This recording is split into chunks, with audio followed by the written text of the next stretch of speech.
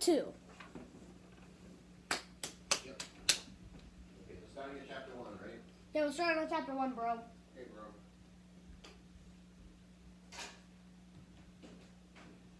I got chapter 1 ready. Yeah, chapter 1, Jordan Hill. Yeah. Hey, what the heck is wrong with you, bro? I was getting to fight some your butt. And where is the talking toilets? Where's your book? Dude, I'm the one that. What'd you do with your book? Huh? I don't know. Oh, it's right there on the coffee table. Oh! We tore it about my book. You lost your own book. Guess what? And your video's running. You're wasting time. Guess what? Captain Underpants in the time for talking toilets, but not. The other one. Ready? Yep. Can't wait to read yours. Oh, this is the one you read? What? Is this the one that you read? No. Oh, okay. Different? Okay. Chapter 1. Chapter George 1. And Harold. George and Harold. This is George This Beard is and George Harold Beard and Hutchins. Harold Hutchins. George is the kid on the left with the tie on the flat top. Harold is the one on the right with the t-shirt and the bad haircut. Remember that now. Depending who you ask, probably hear a lot of different things. If you were looking for a few words to describe George and Harold, you might come up with a kind of funny, smart, determined, and deep. George and Harold Just ask the principal, Mr. Krupp. He'll tell you that George and Harold are kind of funny looking, smart Alex who are determined to drive everyone off the deep end. But don't listen to him. George and Harold are absolutely very clever and good-hearted boys. Their only problem is they're fourth graders. And at George and Harold School, fourth graders are expected to sit still and pay attention for 7 hours a day. George and Harold are just not very good at that. A bit silly at times. I have to agree. The only thing George and Harold are good at is being silly. Unfortunately, George and Harold's silliness gets them into trouble every now and then.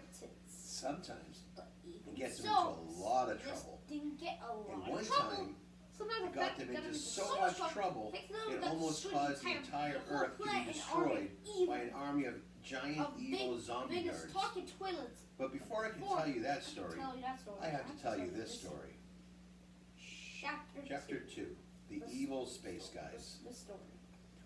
One dark, clear night in Ohio, a flaming object was seen streaking across the quiet midnight sky. It shone brightly for a second or two, and then fizzled out just above Jerome Horwitz Elementary School. Nobody gave it a second thought. The next day, everything seemed pretty normal. Nobody noticed anything different about the school. Nobody paid any attention to the roof. Wow. And of course, nobody looked up and said, "Hey, what's that big spaceship thing doing on top of the roof of the school?" Everybody in school Perhaps had if to they follow had, the rules. the horrific ordeal We have to that get the followed first might person to get never the have years. happened. Acclaimed Harold. And you wouldn't be sitting That's here it. reading about it right now. Aha! But they didn't. He shouted, I bet It you two did. are no good. And well, No, really. here we are. Just reading about And the we year's can all contest. plainly see Yeah. there was a Said, spaceship on Harold, top of the we're building. gonna win first And place inside in the that contest spaceship with the were principal 3 for of the day. most evil, hideous, Ha, ha, and ha, ha. merciless spacemen ever to set foot on the roof of a small Midwestern elementary school. Their names were Zorax, Clax, and Jennifer. Their mission? To take over the planet Earth.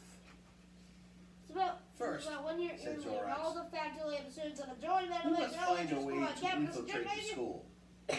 And said Clax, we will turn all the children into giant, super-powered, evil zombie Jordan nerds. Harold stepped up into Finally, the said microphone. Jennifer, we will use them to take over the world. Zorks and Clax Ladies laughed and and laughed. gentlemen, Jordan Harold. Hey, that's something that's Silence, you started fools, and all glued to your barked seat. Jennifer. Yes! In said our Harold. plan to work, it must Call it wait until blue. it Call is it blue. narratively Mr. Crook, convenient.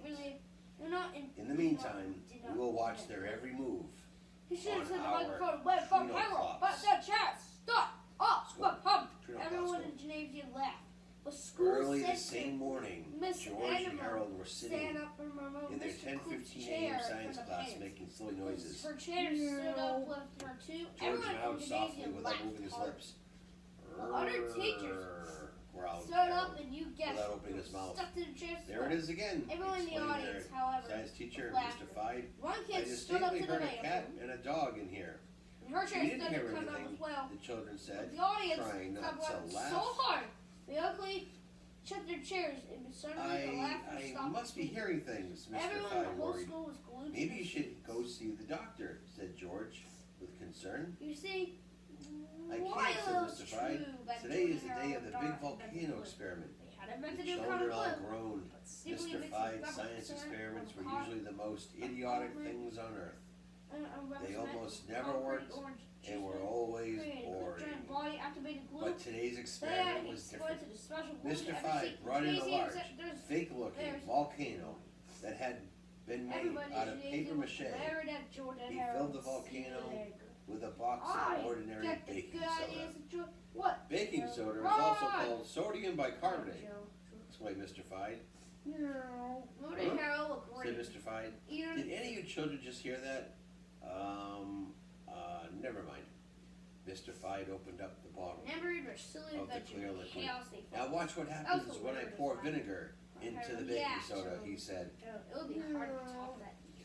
The children watched as the tiny volcano started to rumble. Soon, a large glob of foam goop spurted out on top.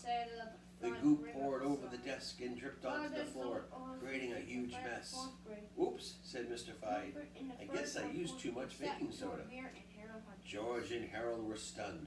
How did you do that? Asked Harold. Well, said Mr. Fide, the vinegar acts as a liberating agent, which releases the gaseous carbonate radical element of the sodium bicarbonate.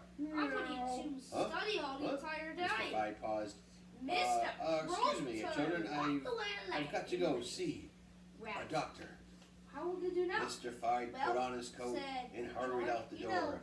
George and Harold got up and studied the messy volcano experiment with great interest. That evening, Are you thinking what I'm George and thinking? Harold asked George. I think I'm thinking what you're thinking, said Harold. After school, the two boys raced to George's house and got down to business. Mevin was in the George and Harold sat down and began creating a bogus cupcake recipe.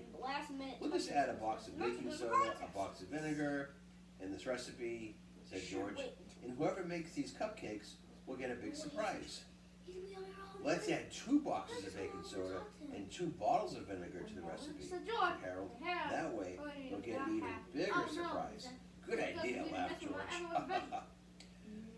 The next morning at school, George and Harold strolled into the cafeteria and taped a festive holding card to the kitchen door.